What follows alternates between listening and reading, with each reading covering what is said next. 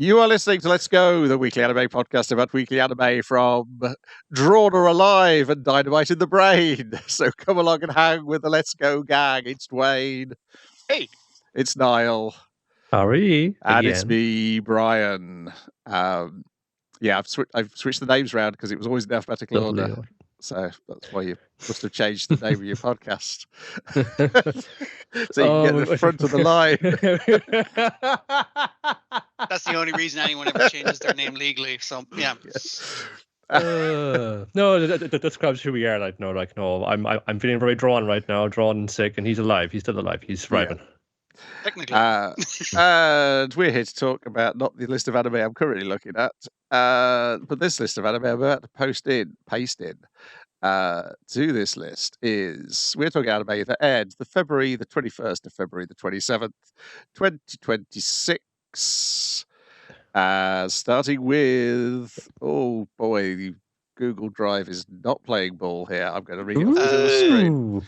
Tojima wants to be a Kamen Rider episode 20, I think. I was craving a battle with Shocker. Okay, that is completely frozen up. There you go. I'm just going to paste it in there. That's grand. Cha-ching. Control Shift V did the job. Our lad goes and joins the other two idiots in training in the mountains. Some more where they go and fight a chicken. It's a really good chicken though. This is like a really good one. Even I haven't caught on the phone and said, and he like how I was getting the phone and said, I get you. Like this is they did this in Rocky, yeah. I get you. They literally had the bit it where seems stupid on the outside, but actually it's super serious stuff that's training you well. It's like I get you. I see it. In earlier their training montages, they're running up a mountain. I was like, Rocky 4. And then he literally goes like, Rocky fucking 2? Rocky 2. It was, yeah. So it's just like they know what they're doing exactly. I think Rocky punched trees. I don't remember that one. It's a combination of things. Remember, these men have like taken all of their like life direction and lessons from like pop culture media. So this is what stands to reason. And that's pretty much the episode, apart from our other two going undercover at the Shocker Idol event with Eucharis's amazing disguise. A lot of the shows your man coming to terms with. I was a big fan of Shocker from Kamen Rider, but not as much as you guys were a fan of Kamen Rider from Kamen Rider. It's like, holy shit, that's a whole. Well, it's like you trained to be Shocker, and it's like, yeah, but like not that hard. It's like that makes sense because Shocker's eventually going to lose to Kamen Rider. I mean, that's just inevitable. They're all being real shitty about their fandom is better than his fandom. But just needling him on like, like what's your passion? Like what's your goal? Like in doing this is just like it's to help the lads, but to help the lads, and then after that, what's like what's driving you on? We want to be Kamen Riders, obviously. I mean, you want this that's duh. Of course we want. Who wouldn't want to be? But for you, man, it's like being like like a henchman, like as big as you wanted to go. Like, what's it gonna be? Like you're gonna like have some kind of dreams or goals. Like look at Batman. He's taking over the fucking Tokyo Dome here, and. Because they assumed it's like, okay, you obviously trained to be Shocker the way we trained to be Kamen Rider. He's like, no, I just became a gangster and I figured, criminal activity, that's probably going to cover my bases. It's like, no, you got to work real hard at it. Catch the most badass chicken you've ever seen in your goddamn life. I was thinking this would be a good way to do that, a tie-in with that. What's that one where it's like a fighting chicken? Rooster Fighter. Yes. Rooster Fighter. I was like, they could have like had a guest starring. Very soon. Yeah, no, that's pretty soon, I think. Just coincidentally, like, kind of lining up with these badass chickens, basically. This is like an old haggard one. This is. It's very funny though. When he finally gets the better of the chicken, he goes, "Oh, I've finally done it," and then a cat just immediately kills the chicken. What I love about that, right, is he's training so hard to get this real quick, like, rabbit punch in that just catch this chicken unawares. But when it kind of cuts and it's like at nighttime and it kind of like shows the forest vista as his training continues, and you hear a wow sort of thing. So it is like there is a loose cat, like the show is telling you that cat is there without ever saying out loud. It's like, oh yeah, that cat's always trying to get that chicken, is what he says after the cat gets the chicken. He It's just realizes the sudden brutality of it. No, and it's not Yeah. like cartoonish. Like every time you see like violence, it's just like a very quick, brutal. Oh, jeez, he fucking tore its neck out. Oh my Like, god, yeah, that's this awful. is after Chicken takes like a gut shot from this killer punch that he's developed. And the chicken gets back up and like, whoa, let's call it a draw, Chicken. And the cat comes, just brutalizes this chicken, runs off with it into the woods, and it's like, fuck. And he's they're like, the master taught me so much. I'll avenge you, Master Chicken. Well, not. I'm not No, going to attack the cat. because they're saying don't worry about it. He goes, how can I not worry about it? Because he immediately, because he thought he'd finally done it and he was going to be, he's catching up to them, but no, he's not as good as a cat. A cat is better than him. Well, at catching birds, to be fair, Churro did say even I've never beaten that restaurant. So, you've got me licked in that department at least. Yeah. So, but at the Idol event, it's a trap to turn otaku into shocker combatants. At first, what they I don't liked about have it anything was, to do with it. yeah, because Batman's misread the situation. He's like, oh, all your incels, and like he brings out, is like, this is the last guy who won the contest, and like a shocker combatant comes down and is like, yes, you will take revenge on all the people who bullied you and stop them with violence, and all of us like, no, I don't feel. Listen, Being like a shocker women. has changed my life. Before I Yeah, became shocker, I was just an average loser like all of you. Yeah, it's like he's appealing to them as incels, whereas they like women. That's why they're here at an idol show. So it's like they're all like, let's get the fuck out of here, and it's like, and everyone gets a girlfriend who's an idol, and they're all like, okay, And also a we're all on vampire. board again. So they're very happy with that. Up to and including when they get vampire bitten by those women and turn into shocker combatants. So yeah, Yes. But there's still girlfriends after they get changed. It's like, hey, this is a great package here. So yeah. So it's kind of shit immediately, and disguises unraveled, and they gotta start fighting again. Again, you guys do like a good disguise, but it's like no chicks allowed. She's got to go in as the otaku with the tartan shirt and the headband, and everything. If we're walking by, it's just like two, please, and they're very chummy. You know what? Good for them. Everyone's just commenting on it, like, good for She's them. like, I've disguised myself as what I think all other men besides you look like. This schlubby piece of shit. It's like, and then she's like, yeah, it's me, schlubby guy. And it's like, thanks, and then she slips into girl mode immediately, confusing everyone. It's like, it's a very feminine man. Oh, he's holding hands with that man. Okay, I guess, yeah, good for them. And they're going to the idol show. I guess they're bi. That's fine too. Yeah.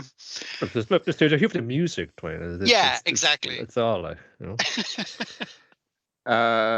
Having looked at some more of the comic, I think they were right to rearrange various scenes. And I also hope that we get another season of this, because where the comic goes is a lot of fun. Though not so much if you're a Tackle fan.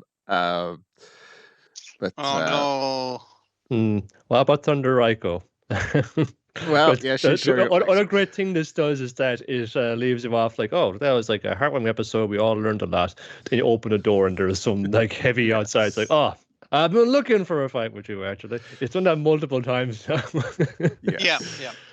No, she's more of a character going along in the manga as well. So yeah, I've seen some screen caps of her amazing origin story from the next one. Oh, excellent. And that horny schoolboy comes back in the comic as well. Yeah, well, I saw that page as well. Yeah, it's quite funny because basically his horniness becomes very traumatic to him due to events. But yeah, what I assume will be the payoff at the end of this series is definitely a good setup for another season. And I think that's why they had to move all the stuff with Spider-Man and Senna earlier in the series, because it works so much better that way than how it does in the comic. Yeah. Fortunately, if they're making more of this, they keep making Kamen Rider, so you can keep having weirdos being inspired by it. There's been a long history that they've already drawn on there already. I mean, this is like a popular like thing among like folks I know, but or kind of an extant branch of weirdos, which may not be the thing. But maybe they're counting on those extant branch of weirdos to really buy into this and get the interest up. Then we got Trigun Stargaze, episode 19, The Hurt Locker. I've always coming across to you. Oh, these are all film titles for the episodes. Yeah. This one's pretty obvious as well. I mean, like, he's literally trapped in a tank where he's getting tortured for 5 months because they do a 5-month time skip. I was like, that's how they get through the timeline so quick. They go like, and Vash has been tortured for 5 months in a hurt locker. That is in the comic, right? Where like, like they get separated for this, and like now also all the satellites have been knocked out, so it's very hard to communicate and find people anymore. Unless you just like drive around the desert, and you might run into like Jessica and Brad, just pick up Meryl and Millie, who have just been traipsing around doing their journalist job for a paper that Millie freely admits may not even exist anymore, because it's kind of like the end of the world is approaching. We either like are saved by the colony ships coming, or we're killed and enslaved by knives. But they're still trying to be reporters. They're going like, okay, this town was wiped out. We don't know what happened. Doesn't seem to be anyone left, whether they were killed or they moved the fuck on. We don't know, but we'll write that down for someone, presumably to be published if humanity survives, I guess. Yeah, I suppose, yeah. There's knives going around the flying saucer doing drive-bys, just ripping out plants from everywhere. It's almost like he's trying to gather them all in one place to take them out in one go. But they've gotten the home colony ship back up and running. It's flying around now. It was like planted into the ground, and all the rooms seem to be orientated like the correct way. What's going to happen now when it's like sideways? I wonder, is there some kind of rotating thing inside the ship where it'll just adhere to whatever orientation you need? Star Trek's excuse is the floor panels are like have gravity in them. I think is basically how it works. So once you get into the ship, up is always up, like that kind of way. Okay. So maybe it's something like that, like, or maybe they haven't thought about it. So yeah, Knives comes in, and then again Legato's been torturing, like telekinetic guy, torturing him, contorting him into weird things, kind of weird sexy poses. I don't know if that's Legato's like thinking maybe we'll mask because like the this. camera keeps panning up like his naked upper torso with all the scars and biohacking stuff, and it's like I feel like that's gonna awaken something in someone for sure. Hopefully consensual. That's the main thing. This is Vash really trying to make his final appeal to this. Just like I know people I've traveled, I've been around for a while. I know people can fuck up. I've fucked up too. I have the evidence up and down my body. But people aren't like that and aren't always like that. You gotta give them time to change. And then Knives is like, well, that's the problem. I haven't got time, because while we're waiting, they're still sucking up and like withering away and using up and abusing all of our brethren here. And if I wait any longer for more humans to arrive, it's going to make it worse. So, but for Joey to see, like, this, like, it's just a fun cycle of violence, man. It's just like, yes, a cycle of violence that I'll put to an end with more violence. Yeah. My violence will stop all the violence. It's just like, I think Vash it'll work for me, you see. I think he lines out his pacifism quite fucking well, that humans have the capacity to change and do better, like their the woman who raised them, their mom, that kind of thing. Is like, she was trying to do better. She didn't want that for us. She didn't want us to be so we know they can change and we know they can improve. And he's like, but Knives takes it completely the wrong way, and then becomes like a massive hypocrite where he's like, I won't abuse the fucking plants. I'm gonna free them all. And then he walks in a room full of plants. He's like, all right, plants, thank you for lending me your power. And he's like, Doctor, flip the switch so I absorb all of their power and kill them in the process. 20 this and time. It's like, I think 20. I'm hungry. Yeah, it's such a fucking hypocrisy. It's like, no, I'm killing them to save them. And it's like, I'm doing this like it's for the greater good. This is for our liberty, for our freedom. But he's supposed to be the baddie, so I'm fine with him being a hypocritical piece of shit. So that's fine. He is a cunt, yeah. But 5 months of constant telekinetic torture will take it out of anybody, even someone as dedicated at Legato. And that's why Wolf's been hanging around. It's just like, gotcha, motherfucker, you're not enough. And he's on top of him. It's like, oh, he's got me clinically trapped, but I bet you're so worn out after 5 months of doing that, you can't get two of us at once. And Vash just like smashes down in the tank. And the board tip and take him on. Yeah. Wolf just shoots the shit out of him. It's kind of satisfying because he's a weird creep. Yeah, he's kind of deserved it for a long fucking time. To be fair, to be shot full of fucking holes. It was time to get our asses out of here and make our own daring escape. They got a bunch of these little jet planes in the hangar here with a scope on his out. And then there's a presence there. There's someone else in the hangar with them. And it's like, remember our old pal Livio, who was Wolfwood's old friend from back in the orphanage, which they also allude to. Just to remind you of that this is like and I say traditionally animated a little cold open there is just Wolfwood's. When we first departed the orphanage, it's like, oh, we're wishing you all the best. No, join the Eye of Michael. I'm sure you'll go places. Yep, you'll go places. Horrible. Come back places. anytime. Like this will always be your home, and it's just like, But yeah, turns out your man is fine, except for he's not the Two Fangs anymore. But he's not fine. He's doing extremely badly. Well, because he has a separate personality, and when in the last encounter there, when they defeated Livio, it seemed that the other personality was then going to take over, and it has. This is like Razlo, the Tri-Punisher. Because you see him show up, and it's like, oh shit, it's fucking Livio again. He's probably here to stop Wolf. We put up. I got one Crash Punisher. I got a second Crash Punisher. Okay, 2 is good. You got one more than me. Robot arm. Third Crash Punisher. Yes, that's right. yeah. Very cheaped out, but fun. Yeah. Yeah. This is like, this is a cool bit for Wolfwood, the comic, and they got to get around this. And then we're going to they already see that it's like Razlo, the Tri-Punisher of Death. That's just like a name that flies out the tongue. It's so satisfying to say. So we're gonna get Wolfwood's big moment there. Also, I'm wondering why we're alluding to all his motivations in his past advisor. I hope he doesn't hope he comes out of this one okay. It's all Wolfwood after right. He's got that regenerating serum that he's refusing to take any more of. He'll be fine. He's got worse scripts than this versus the Tri-Punisher of Death. So that should be a pretty cool gunfight next time. I'm excited. Then we got Digimon Beat Break episode 20, Proof of Genius. So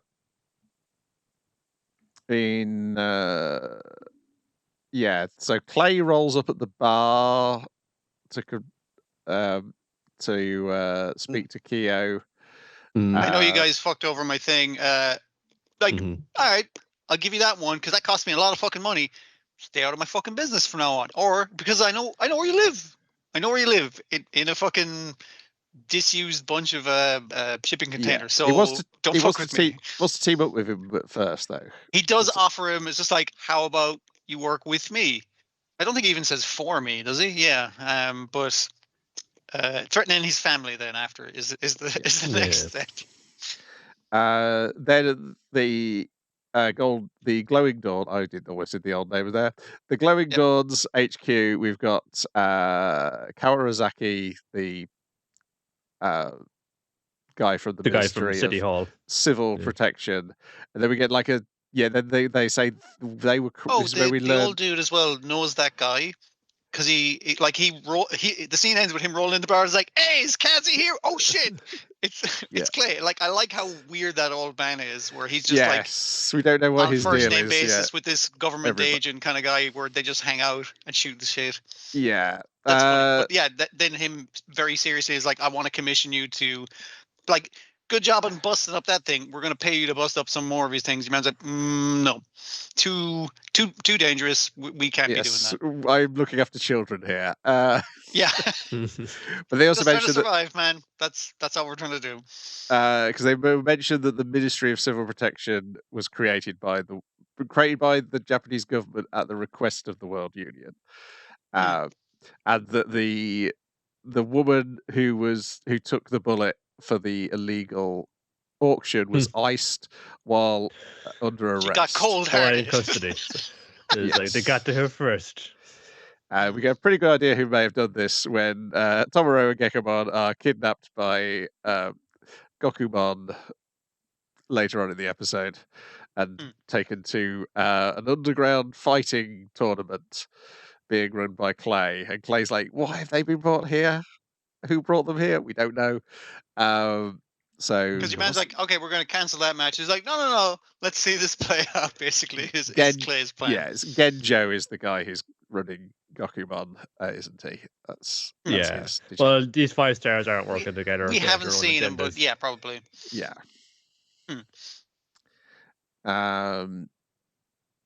Yeah, and so the bulk of the rest of the episode is sick fights. Raito versus Tomoro, because Raito's also been chucked in this thing for failing in the last episode.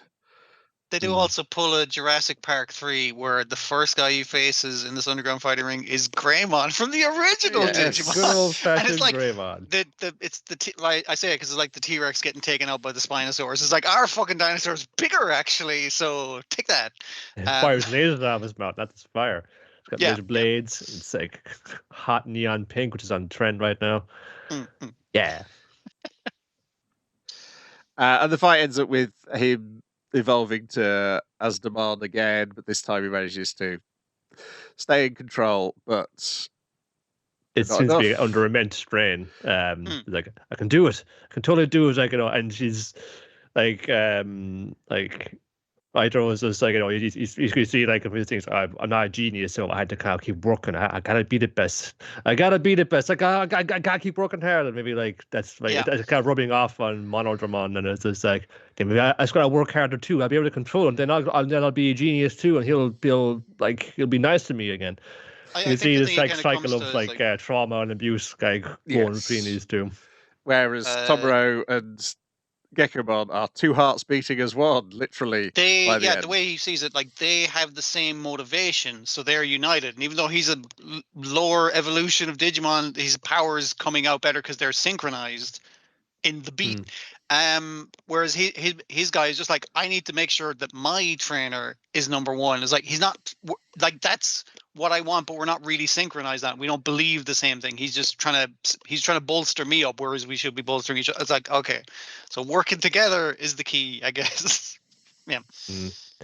But they were boasting before that. Oh, we've always got like our ePods just like tuned all the way up so we can be ready at any time. It's just like, I bet that fucking tires you out and like makes you really twitchy and irritable and like, you know, but and particularly kind of prone to desyncing when things go bad for you. Yeah, which is what happened in here. And it ends with Asdamon sort of. Do we see him turn back into like a baby from being blasted by, or is he just flickering at the end? No, I think he gets blasted back down to baby form. Yeah. And as he knows from like he not escapes from the guards, Gekomon like wanders off, and they're like, let him wander off, let him see what happens if he loses, because the guy he beat, who had Greymon, has been cold-hearted. That's what you get for losing in this tournament. So he's like, we gotta save them because they're gonna take him out if he loses this tournament. He's even gonna save this guy who's been nothing but a prick to him this entire fucking show. Yeah. So this will continue next week because our heroes are still in this.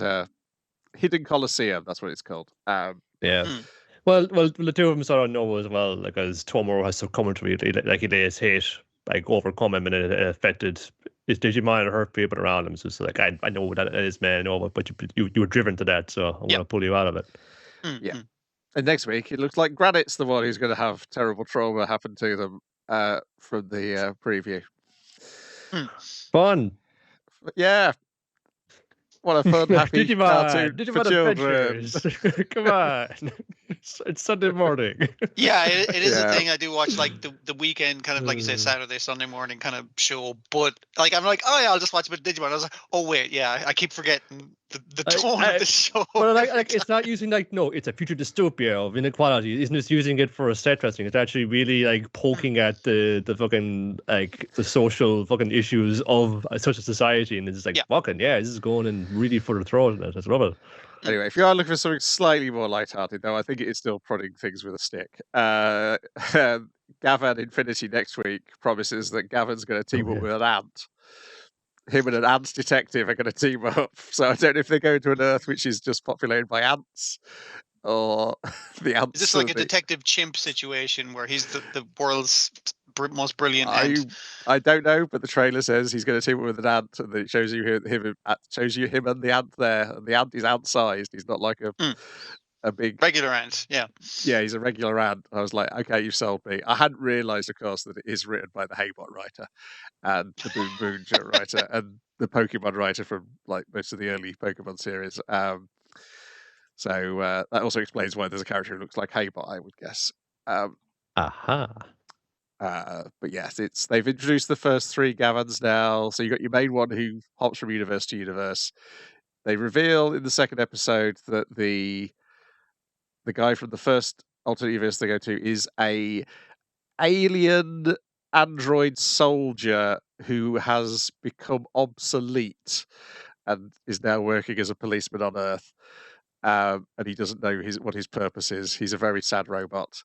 And then Oh, I think his power up is sorrow. And then the one we meet this week was Gavan Luminous, and she is a forensic scientist, and her power up is joy. She's very upbeat.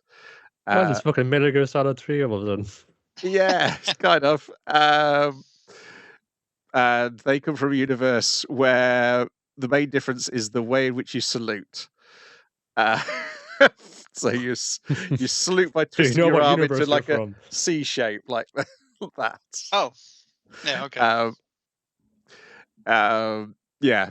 So there's always like some weird little difference. Again, seems to be like they're policing space as well because they're dealing with alien poachers. But there is like a little bit of the it's not full on Carbon Rider military industrial complex like Digimon Beat Break is going towards, but there is like a few little bits and pieces, and I suspect it'll do a darker turn towards the end. But yes, it is a little more lighthearted than Digimon Beat Break is. If you are looking for more children's entertainment from a Sunday morning as opposed to a Saturday morning. Then we got Hell's Paradise, definitely not children's entertainment. Episode 20, 2 people and 1 person. They warn in the corner about violence and naked bodies and shit, like the standard stuff that's going to be in this. Yeah, good stuff.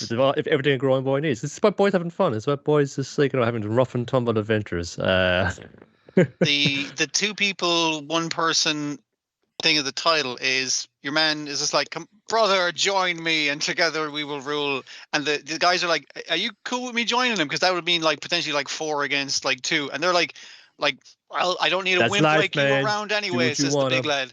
And the other guy's like, I can't fucking stop you, man. You got to do what you do. And they're just like, so you were egging him on for his benefit. It's like, no, I was thinking like, fuck him. I think it'll be more fun to fight 4 people than it would be 3 people.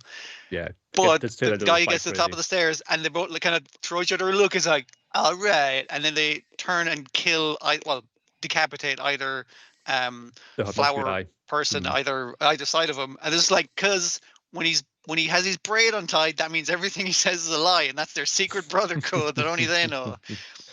And also they fight as 1 person. They're really tricky. And the guy fighting them was just like, well, this guy has powers, and this guy, he's actually gotten scarier now that I think about it, because his growth has been exponential. He was just like a regular dude before, but now he's just like crazy driven. I remember last time we fought, we had us down on the dirt. Who's down the dirt now? Yeah. All busted as shit. He's doing well because he's a very cheap, plump, immortal man. But other than that, like these guys are giving him a run for his money. Or today again to Tetsuya and Fuji have their dance partner, Taufa, who's kind of like the more pinky girly kind of one, even though they're both in the cast. It seems to be in the kind of pink girly kind. The guy at the top of the stairs is switching between male and female because, like, I think when he shoots like a Tau thing, like he flips genders, and I'm guessing that's like a way of keeping it cycling through the genders. Exactly. She go into tends that, to say feminine, except when like she grows huge, bulky, like Hulk arms every now and again. Other than that, she stays this in the same form, basically. This is for the boys being Genta to say it's all like about that fun thing. Oh, I enjoy fighting you, and if it's like, oh, you want to fight little old me? Replaying that bit up. She plays it up like where she's like, it's like, I wouldn't accept a compliment from a weird old dude like you. You're not my type. That little guy though, he's cute. Like, and she's playing all this up, but through the fight, she does reveal it's just like, we've been doing this for like hundreds of years. We've all gone fucking crazy, obviously. Like, and she's gone in a very flat affectation. It just like drops it's like see the shadow of Obadiah is just like like me, these other flower people, they all know it's bullshit what we're doing. We're not like the search for immortality. It's nonsense.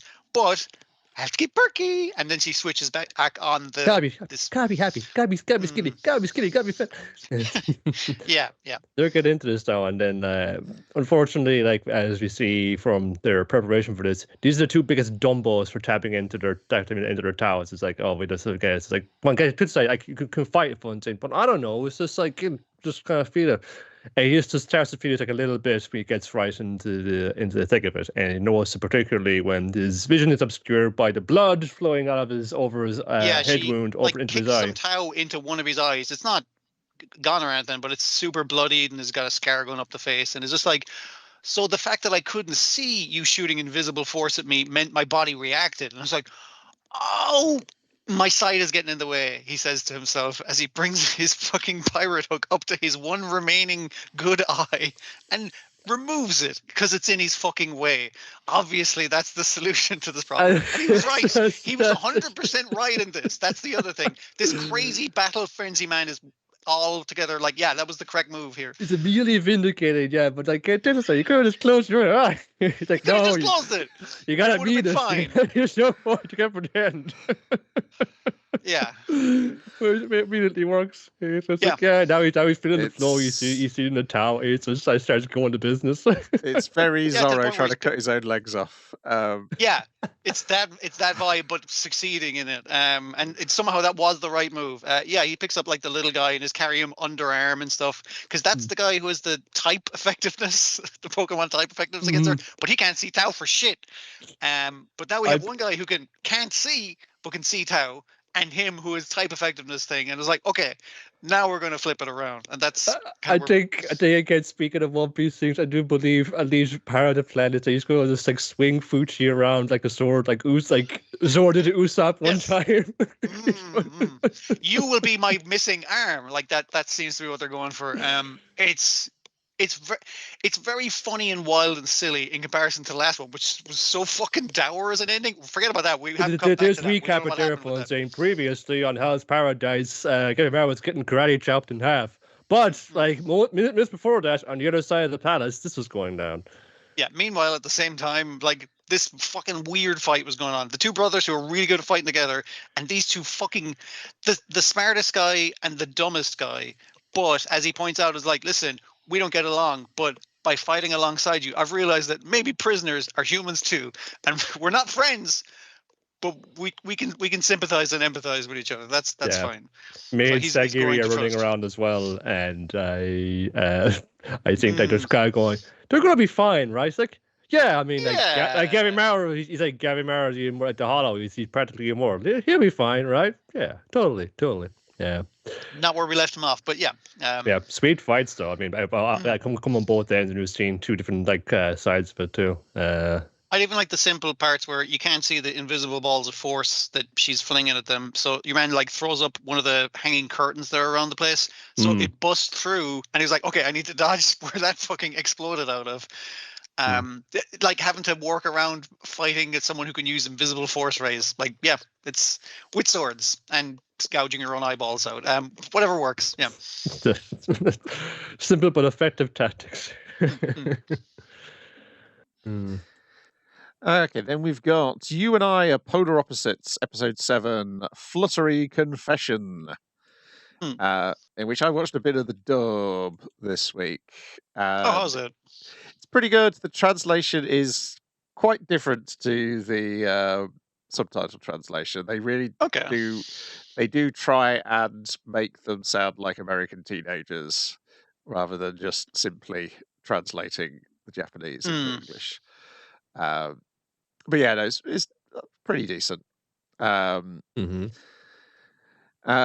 So a lot of this is Yamada Nishi and Yamada. Again. Like we gotta get these two together. Sensing that aura around them. But it's the initial thing of like where she sees Yamada coming in the morning, and she's getting super embarrassed and runs off, and then it's the misunderstanding between our main two where as far from Miran's point of view, it's just like, oh, she thinks that I'm interested in this girl I do the library managing with. Like he's wondering what's going on with that, because she's been like, what's your relationship with that girl? Like, you know, she's been like she's doing super... like kind of going the guy face when she's asking yeah. these things. No, and she's just literally asking the question. I wonder is it that is how he's perceived what he's seen that her asking this way in his mind, very straightforwardly, straightfacedly. Yeah. And as we find out at the end of the episode, it's because she is locked the fuck in on making this relationship happen. Like, there's no frills. It's just like, I'm taking this 100% seriously. I'm not fucking around anymore. I'm getting these two together. They are fucking adorable. And with this is peppered in sort of stuff about middle school and high school. Yes. So it starts off with your lad from last episode and the rest of his middle school friends getting back together after last week's episode. And then Yamada is relaying this. And later on, then we get Tyra going on about, it's so annoying how they keep on going on about how great their middle school was. Just don't stop bringing up middle school to me. It's high school now. And then because they're having nostalgia. It's like, I wish it was the old days of like 2 years ago or whatever the fuck, like not that fucking long ago, but yeah. We still had no real problems. Yeah. And then, of course, Tanny asks Tyra for advice later on, which is entirely the wrong person to ask. But I guess they have similar vibes out from the outside. They're both quiet. They seem dour and quiet. Yes. Yeah. But I bet Nishi and Tanny should have taught some more, but they're both so absorbed in their own clouds of worry that are following them around in the library, and it's just like they're just both under it. It's like, oh, I fucked that up. I know I have. Everyone hates me. Everyone fucking hates me. I know it. But it's not true at all. And actually, been waiting outside for you because they got a bunch of like bubbles and water guns and shit. And it's like, hey, Nishi, come on in. No fun. Hey, I couldn't. Hey, come on in. And guess what? You're mad. He has like the bubble fluid there. If we get some more off of him, and he gives both bubbles on. It's like, I guess. All according to Keikaku. Yeah, she has organized this because like her friend going like, check out this fucking cool shit I got in the Euro shop, and one's like, holy shit, a bubble blower, and they're all so fucking excited by this absolute shite that you'd get in a shop. I was going to say, I assume we will eventually learn that girl has some sort of rich in her life, because at the moment it appears to be she entirely works at a surface level, because she's like, I found these shop worn toys, aren't they fun? That's what's a badminton. Okay, I'm shit at PE, but like, let's do that. That's where I switched from the badminton talk, was where I switched from the dub to the subs, and that's where I noticed that the jokes were really quite different. Badminton, more like Goodminton, am I right? Yeah, that's kind of what the dub jokes were. Yes. Very Bob's Burger level, because they're kind of a similar age. Yeah. Okay. I also think like Nishi and the man are talking to each other, and it's like, you know what, you and I really are polar opposites. I was to say, but he's the guy who surface level. He's very much says what he's thinking. So he's the guy who's allowed to do the title drop and literally say the plot of the episode or whatever. Yeah, that's fine. But yeah, I like how they kind of work it out where they're both of them are interested. He still doesn't realize it because he's a fucking idiot who doesn't know he has internal workings. Whereas I did like our main girl kind of figuring out, is like, wait a minute, all those girls he fancied in middle school. It's like, okay. So yeah, she's very much so in favor of doing this, and our main boy is kind of like, I feel bad that I kind of wanted you to be jealous that I was talking to another girl, and it's just like, I'm feeling bad about it. It's just like, it's kind of a normal feeling, Yeah, and I guess her sort of looking sinister when she's thinking about this ties into her not being able to smile on camera. Of like her face perhaps not doing what she thinks it's doing. Nishi's friend was also eating all this stuff and having to do lemon face a lot. She goes on this because Nishi's going like, oh, what's this strange sensation in my chest? It's like, I think you're in love. It's like, really? Oh, it's been a while. Yeah, it remains good and cute. Yes, very cute. And then we got My Hero Academia Vigilantes Season 2, Episode 7, A Sky with No Rain Left. And hopefully the next arc will move a little more quickly than this one did, because I was like, I love this arc in the comic. But it's tighter in the comics. Like, if you could have made this 2 episodes, and I get, because you have that cutoff point in the last episode where it's like, oh no, now everything goes to shit in the 3rd episode. It's like, you could have done that in the back half of the second episode that would Yeah. have worked And fine. they've You moved didn't need a this- cliffhanger for it. They've moved it forward as well, so it was closer to the relevant story Yeah. arc in the anime adaptation of the parent comic, whereas obviously they're kind of relayed differently. I think this comes before. I think in where it functions here in Vigilantes is for the purpose of setting up the cat cafe, which is like Yes. I was like, okay, that's the purpose this 3-episode arc does. It's like that's great because I love the cat cafe, but other than that, it took so long to get there. Yeah. And It has the weird bit at the end when the flashback ends, and you realise Koichi has just been standing with glee in his face with a cat in his arms, while Eraser has just been deep in his thoughts in the rain for 3 whole episodes. yeah. You okay, sir? We haven't talked for like 90 minutes. It's been a long rain. Boy, it's raining dogs and cats out there, am I right? Anyway, they fight a big toad that can absorb everyone's quirks. Yeah, it seems to be invincible to everybody. Of course, just eats them. It's kind of like the idea that it's like the all for one if it was power- a big frog.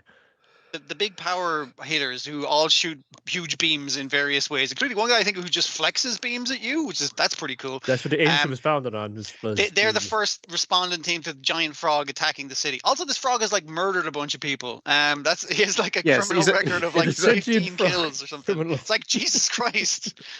I think Yeah. he's like This, he's like a couple of stories tall, but still, like he actually has like a fucking this rap sheet. Like I was okay. Vigilantes has so many more animals with quirks than the main series does. Yeah, but yeah. That's the principal in the main series. Is there anybody else who's an animal with a quirk?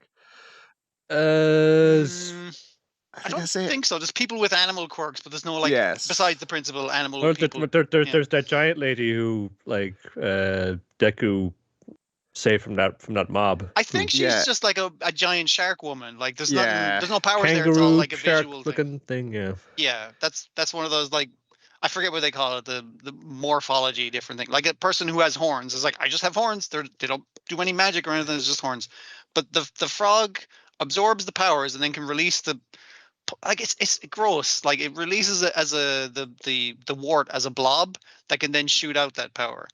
So it's been filled up by the first respondents, and that completely fucks up our guys, and his royal purpleness also gets taken out, which is why we do like he gets carted off in an ambulance. So I assume just retired. Let's hope. Presumably, yeah, permanently. Hopefully his music career is going to be okay after it. But other than that, yeah, it's the idea that Racer's like, I'm the only one who can do this, and he's like, I can counter this. It's like he's really big though, really big. Can't really do much about that. But it's a good fight of him like running up this thing's back and figuring out where to kick these pustules that have beams and lasers and all kinds of stuff shooting out of them. At this time, Oboro has been buried under rubble, like while trying to save some civilians. But he's still like, "Come on, man, you can do it." Because this guy's loudspeaker, his walkie-talkie accessory in the Gura is just like, "Come on, Aizawa, you can do it. I know you can do it. You guys believe in me, believes in you." And it's like, he's right, I can do it. I'm the only one who can. As you say, swinging around, cool action scene, and he's somehow manages to pull it off and saves the day. It's just like, thank God that it's a horrible incident. Some of the casualties, but everyone seems to be everyone is okay. Why are you all have your eyes cast down? Some of you are weeping openly. Like Oboro's okay, right? He was just talking to me to his good walkie-talkie. Like you ain't talking no more, Aizawa. Yeah. Again, they give a lot of lines because it would be really uncomfortable for any of the characters we like to say these lines to the guy, Mr. Blaster. I think it's what he calls himself. Yeah, it's not a good. Yeah, Blaster Master. It's right fucking there. Anyway, copyrighted. He's I guess but he's just like going like this thing's busted as fuck. I think that was in your head, bro. Like he wasn't actually talking to you from underneath the rubble. Like he got taken out by the rubble. Like that was probably what happened. And everyone's just like, dude, shut up. Like too fucking soon. But yeah, would you believe that guy is not in the rest of the show? Wink, wink, wink. Because he's taken out in this different flashback. character, different name. I mean, he was resurrected with a different name. I mean, that's a different guy. That's a different guy. Yeah. Yeah. He was a villain. Wayne, Yeah. Oboro was a hero. Clearly a villain. Two different people. Two of them. Yeah, you must be right. Yeah. Yeah, and then they're still worrying about him at school, and he says, "Yeah, I'm not going to join a agency. I'm going to be a solo hero, bringing in villains. Don't want to be a bounty hunter." Which I guess that is what you are. If I was never thought that way before, I guess if you are just Yeah, I mean, like he works with police quite often. Like you often see like an officer saluting him as they're picking up Yeah. some guy he's tied up in the bandages and that kind of thing. Yeah. But it's just He like goes, yeah. it's showing his it's life very- kind of fall apart, but fall into place of him just in the sleeping bag, his apartment getting emptier. and It feels emptier. very like Bruce Wayne has lost it all. He's like he's Yes. got to Yeah. remember what being Batman is actually about. He's got to get down in the dirt and build his way back up again. So he's in there and he's just And like, it fits it because he's like a street level hero and that kind of thing. Yeah, it works for that. Yeah, and now he's found family of these various former villains and former people who've been forced to be villains, and the vigilante kind of making him think back to off on that rooftop at school when they were fantasizing about their agency and looking at We could do whatever we want. I'm gonna have a cat tower in our agency, and they're just like, hey, how about we make like a cat cafe? And there's like, oh yeah, those are really fucking. They're talking like pie in the sky dreams because they want to build a cafe where giant monster men can go and hang out. But what if we had cats as well? It's like, oh, that's that's be great with good kids. coffee. Yeah, that's still very old shit, you know. Just because I got my giant grasshopper doesn't mean my taste buds haven't evolved. But I like the idea that for Eraserhead, like he had like dreams and like that was all torn apart when his best friend died. But like, and then he kind of goes extreme. It's like, I'm the dark hero that the city needs. And because he's a street level hero, he has to interact with people and become like a known guy in the neighborhood. And just by being drawn into their world, he's become nicer and realizes like, yeah, actually, you know, there is actually hope now because I'm having to interact with humans and shit. Yes, That's what happens when you're street level. So you see how this combined with Midnight nagging him that he should become a teacher is where it makes sense where he ends up. We do get a nicer smile from him at the end of this episode than most of the smiles he gives in the main series. Yeah. But it's the bloodshot eyes that kind of compounded one for him. But he's up all night drinking coffee. Never seems to sleep. It's not bad, but it is drawn out for. It shouldn't have been 3 episodes, which is one of the few mistakes I think the show has made so far. Yeah. Back to the regular plots next week, which of course involves idol management, because that is in fact we can't skip it. Even in non-idol anime, which we don't seem to go near unless it's Zombieland Saga. It just comes in, standard of the plot. Then we got Golden Kamuy, episode 57, more polar opposites attracting in Tokyo Love Story. Time for a comic farce note in the denouement of the comic, which also still has like is important filling in of key details in the relationship chart. It's still finding ways to work in. Oh yeah, this is a romantic comedy of errors.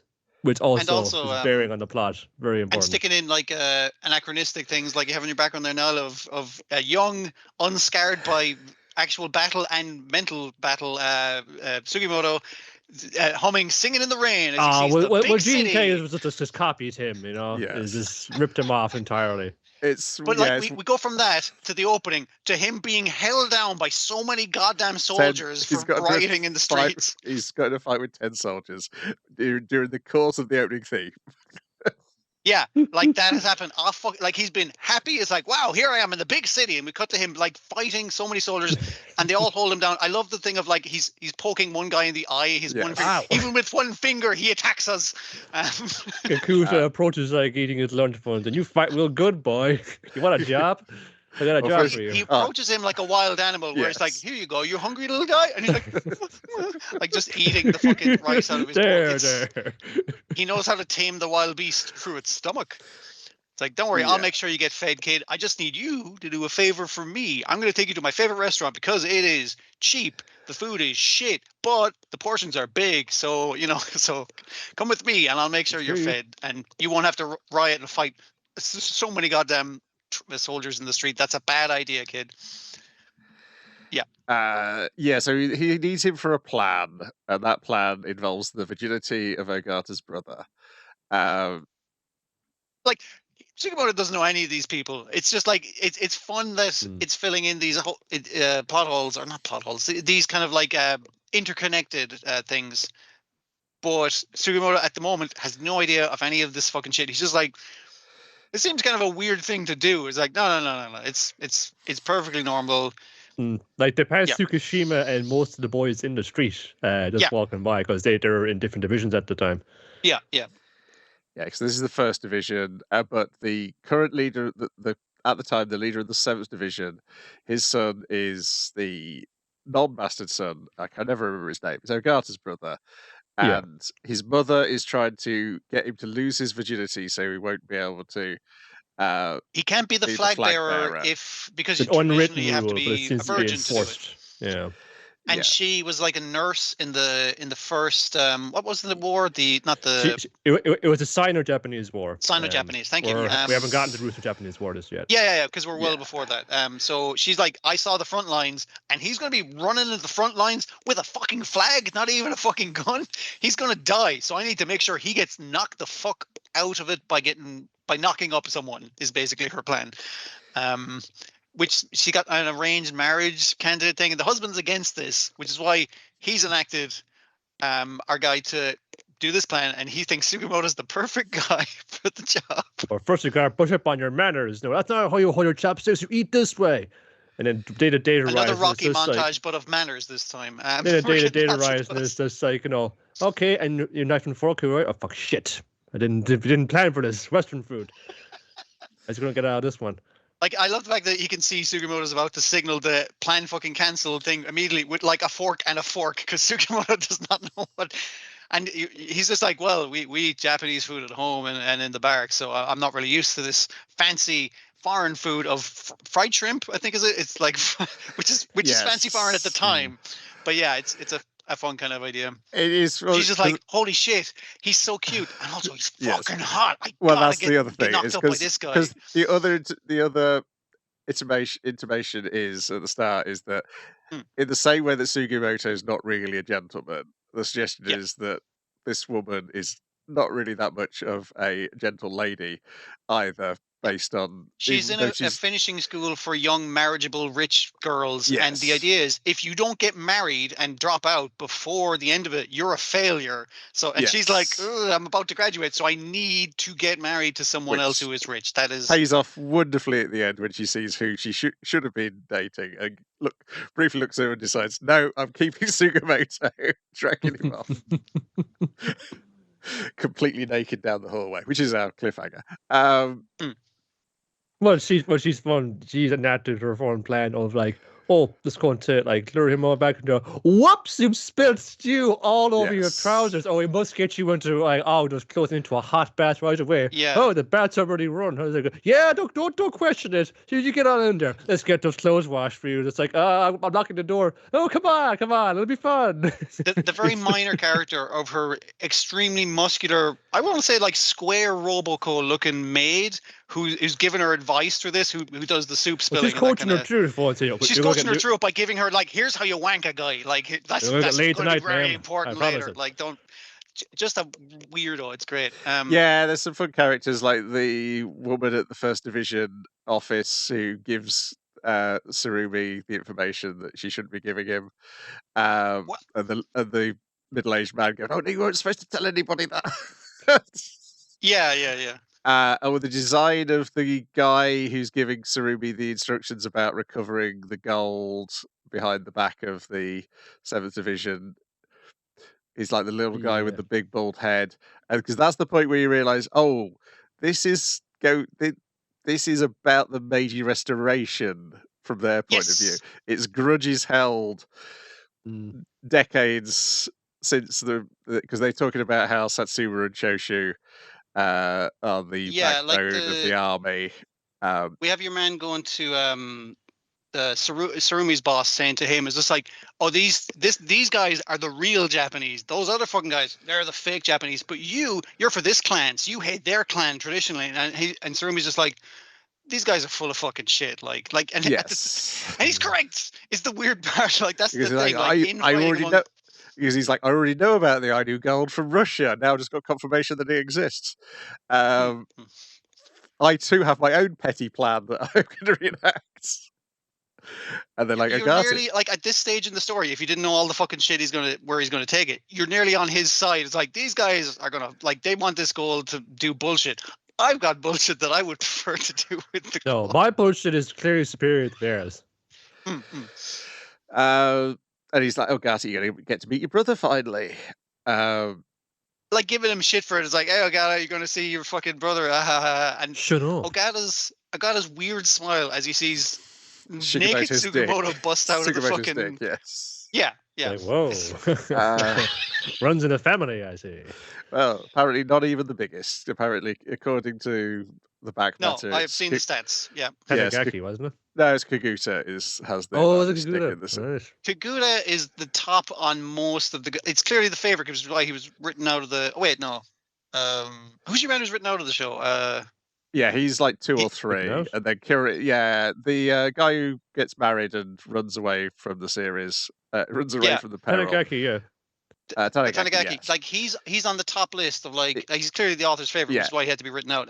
Biggest dick. He's on the list of juiciest asses. I've checked the fucking metrics. Like He's he's the whole package. top tier is what I'm saying across the board. Well, talking apparently somewhere the strikeout pitch author has given Agawa Sensei's height and weight now, so that has led to people having vapors on social media, learning that she's 6'3" and 15 stone. Oh yeah, that's true. Yeah. Ah man, that's a way to. I'm surprised that Golden Kamuy specifically doesn't like take off better on Tumblr. I feel like it would do crazy numbers there if they would just pay attention. Wait until the heated rivalry people that haven't already like happened, like get their hands on Dog's Thread. Dog's Thread, yeah. I mean, like there was also like the fucking like was it the New Yorker like magazine cover there of like Fujoshis? What are they? The timing isn't quite right, but once they get there, like, but your kids are gonna love it. It's one of those kind of situations. Like, we'll get there. It'll be grand. Yeah, this episode is such a fun farce, and I think it was kind of timing wise necessary. You know what I mean? Like, it's just like, all right, let's dial things back a little, have a little fun, and then go back to the fucking horror of everything. But it also serves a good point of the. Even though they don't say Meiji Restoration by name, they bring up that theme because of the different. It's 1901, so you could probably have a stab at what they're talking about here. Yeah, the infighting of who's a real Japanese and who isn't. Yes, the old. They're talking about old clans and old grudges. Like yes, that element is very important for the final arc. Yeah. Obviously, it's very important to a character who's been with us from almost the start, Hijikata. I was thinking, I did like the way when Ogata's brother is actually in this episode and everything. His eyes are still like in shade at all times, because we see like the shot of explaining this to Sugimoto and stuff. We see the shot of the dad who has Ogata and him have the same kind of weird cat's eyes. So it's the kind of thing of keeping those out of frame, not only because like his brother has been a ghost in the story up to this point, like he's been long fucking dead, and this is a flashback, but also to kind of obfuscate that thing where it's just like, is Ogata like truer, more in line with his dad than his legitimate brother, that kind of way. It's a nice visual representation of that. Yeah. Good episode. There's a little bit more to tell, I think, in the next episode, and then I think it will move on to the finale. Yeah. Then we got Jujutsu Kaisen episode 55, Tokyo Colony #1, part 2. An episode you can definitely tell is directed by the same person who storyboarded it, because it's very confident in its storytelling. Yes, it is nice. Yeah. Which is a daring thing to kind of slow it down and have this this like hard-bitten lawyer, but still has a bit of like idealism in his heart. To see the system does completely fuck him over, and I can never do anything about this until now, when now I have sorcerer powers. I'm awakened to. Yeah. We open with the immediately solved, like, who's going to the right location and who's going to the wrong location. Solved by it's your one. The woman has led him astray to. What would you describe that guy wearing as? Like strips of paper? He is wearing a kind of Pom pom. What do you call those things? Like the cape. No, it's not sombrero. Oh, a gully cape or gully suit. Is that the one? No, like it's camouflage suit. I was thinking more like what the man with no name wears. What's that called again? Oh, poncho. Poncho. A poncho made out of overseats. Yeah. That's how his power works. You'll find out. So, despite the fact that he's been brought to the wrong place, your man goes like, "Whoa, cool werewolf you just summoned. Cool. We can work together on this." Like, and he's like, "Oh," and your one's like, "I thought he was gonna get ganked. Like, I didn't know this was like." Do you think you're the only ones who've thought about the framework of this game and how it's kind of weird? But it's like, we've been about that way too. Like, it feels like this is like some kind of ritual, because why was summoning back all these ancient sorcerers from centuries past? Like, it seems and your man like has even worked out the game statistics for the different Tokyo districts, where it's just like, listen, eventually you're going to run out of people, so this is going to be a game that runs itself through, whereas the game is intended to be self-sustaining, so that doesn't make fucking sense, does it? So it's like, clearly there's an ongoing plan here, and I want to look into that as well. Yes, in the creepiest, most like evil guy way possible. He's kind of on their side. Yeah, and he's a resurrected sorcerer, isn't he? Reggie-Star is. Because you get like the nice juxtaposition after obviously the first half of the episode is the flashback to our lawyer's life before he becomes a sorcerer, up to the point he becomes a sorcerer in court. Whereas he's a defense attorney in Japan, where I learned from the Phoenix Wright games is a really bad idea. Yeah, you're in an uphill fucking struggle. It's kind of a rigged system. You learn that from the Judgment games as well. 99% conviction rate. Yep. Like not even like catching rate. It's like no conviction rate. It's like that doesn't seem like it would be correct. Surely the mistakes are made. It's like only when they don't convict them. Any case that goes to trial. It's not. It's like everybody gets arrested. So automatically is like goes to prison. It's just like there's a whole system before. Then it goes to trial. True. And the trial often be ridiculously unfair, because we will try and nail you on the tiniest thing to get you in, because all they're worried about is keeping the conviction rate up. Because that shows that we're we're tough but doing fair. The job. Yeah. And the way they kind of show where the guy's been indicted for a crime, he's in a weird kind of shady situation, but they literally have footage of him at a convenience store at the time of the fucking murder, and so it couldn't have been him. And one of the guys in the place he was working went missing, and obviously worked with him, so knew where he lived, so could plant the murder weapon in his house, kind of thing. And it was just like so. But the police were like, we have no reason to suspect that the guy was bad. So it went past the first layer of trial. He got the guy off, but then they appealed. And then, without presenting any new evidence, convicted, because it was a different judge. Yeah, simple as that. And that's all it fucking needs. It's like, well, it seems like he could be guilty, so he probably is. That's good enough. Hold on, I'm backing my gavel over here. We're having a do-over, and we're doing this more my way, my rules, my court, my cursed spirit. Quite the demented look he had on in the comic, but I do like the fact that you hear the gavel going down. Really adds to the demented. I think the look is the demented look they give is the cold stare of his client, as it's like, why the fuck are you glaring at me? For a fact I did everything I fucking could. Like, that's the thing that's also got him, is like, I've worked so fucking hard to get you off a rigged fucking system, and still you're mad at me. Like it's broken him as his friend lawyer from the place he used to work at is like, hey, what's this doing for your mental health, buddy? You should become a prosecutor. It's way fucking easier. Well, I like to relax by taking baths, fully clothed. Yes, my way he's of relaxing. Trying out stuff that he didn't know you could do before, and it's like, this feels pretty good actually. So I'm also going to pretend to be a dirty lawyer by saying, hey, Yuji, I'm going to charge you fucking 5,000 a fucking half hour. And it's like, I'm just fucking with you. Yeah, just for talking to me. Because then you get the juxtaposition with him and Reggie-Star, because Reggie-Star, he knows Kenjaku, so he knows this system isn't what it seems. It's leading up. Kenjaku is setting this up so he can set something off from the system, whereas Hiromi is like, well, this system has rules, and the rules have to be obeyed. So I want to observe this so I can add to the rules. And see if it's... So far, it's a system that enables me to do things that I was not allowed to do under the prior system. So I'm going to see how it plays out before I fucking change it. Like, because he's like, say, if you look at the rules, then it's self-sustained and it will never end.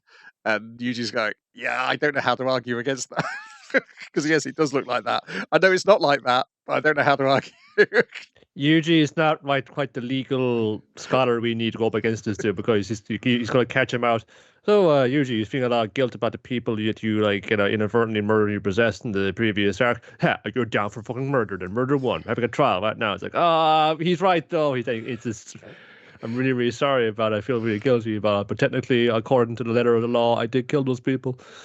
I like how it contrasts as well, where I want to say friend, like the guy who he knew from school, from middle school or whatever, like who brings him there. We get the flashback where he's just like, his friends from his school are beating up on some schlubby guy, where it's just like, come on, man, you just got to play by the rules and people won't beat you up and it'll work out, and they're all like being bullies. He's just standing back, like letting it happen.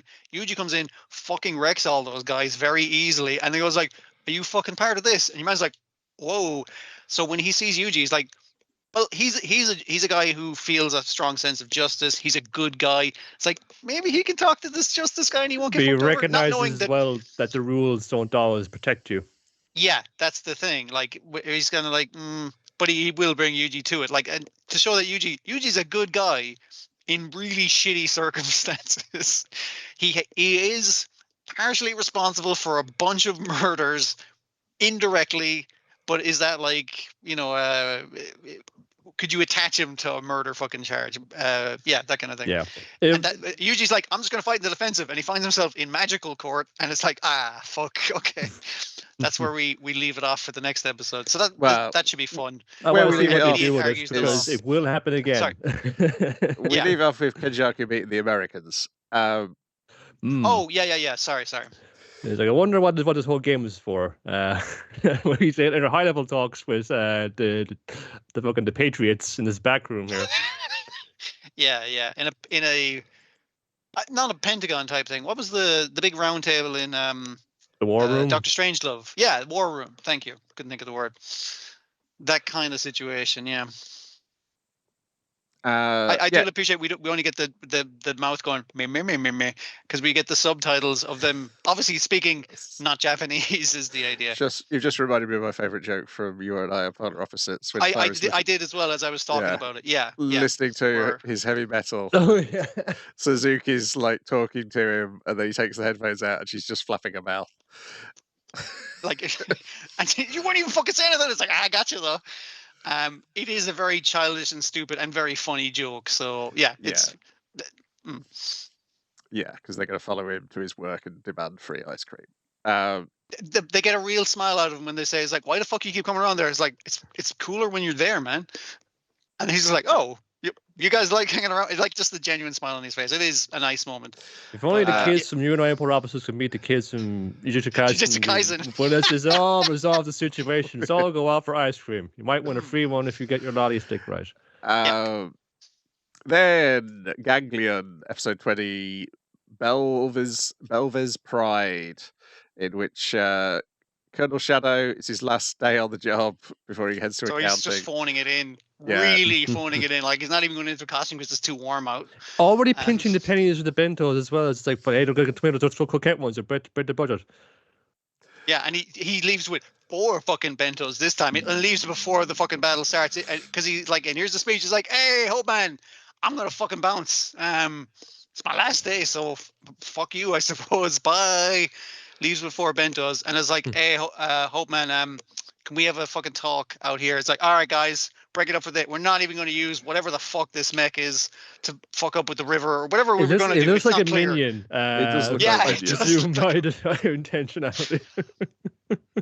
We don't even know what the fucking plan was. It doesn't even fail. They just cancel it. It's like, all right, we're going to have a serious fucking talk about how this shit's going down. Because, but Hope Man offers him a job with the organization. It's like, I know it's just a front for a bunch of retired bureaucrats, but you'll be able to get a much better flat for you and your family if you join us.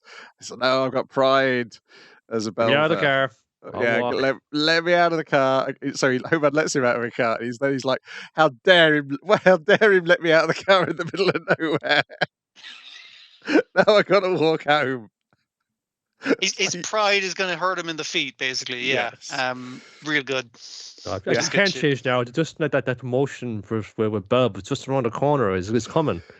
It's so funny watching this and then seeing the trailer for Akane Banashi, where the trailer for Akane Banashi is cut in a way that you think the dad is dead, which I guess is very suitable Yeah. by the way that they treat him in the thing. I really I hope that comes across so much in the performances too. It's like, they've never been the same since Dad's incident. It's always Tom McGrave, and then it's like, when he comes back in, I'm here. Only see him like behind closed doors. You think he's like become a shut-in like Howard Hughes, is drove him insane. But no, he's fine. But yeah, it's contrasting that and obviously how this show with a dad as the main character. Yeah, I know it's from the same director. I was like, yeah, that's it's quite the juxtaposition. Also knowing just like he's not dead, but it's like the way that trailer, like there's the shot of the mum reacting horrified as if he's died on stage, which I guess technically he has. His career has died. He's fine. Yeah. Well, as the chapter this week reminded us of, is just his, like, that was a very traumatic event for him, like, because he's also he's also doing this like thing like Tim Bomb in front of his family who are here, like excited to see him get promoted. It's just like, Jesus, I was dead to thought for them, and this curling up and dying right here. But yeah, the anime does look very good. Hopefully, he's got 2 series coming out at the same time. I hope they were produced one after another and not simultaneously. Because then we'll see, because you've either paid attention to one more than the other, or you paid middling attention to both, and that'd be maybe the worst outcome. I'd rather get 2 decent ones that you worked on consistently. But that's it for this week. Except I did watch the new Robocop movie. It was very good. Excellent. It did went up there on the Crunchy roll. Yeah. I have a feeling that maybe all we'll ever get. You might have to VPN, because I don't think it's on European Crunchyroll in the same way the series wasn't. But I'm well used to that from living in the good old United Kingdom of surveillance. Yes. Yeah. Just constantly having to switch it on and off, depending on whether I want to open up my Nectar app, because that does not open when you've got your VPN on. That's it for another episode of Let's Go. Well, there's so many VPN adverts on the tube these days, isn't there? Yes, by now. Let's go online. I noticed this weekend, it's like another VPN advert. Just that's very not even me kind of trying anymore. It's just really kind of confronting you with one, saying, "What are you waiting for? Get one."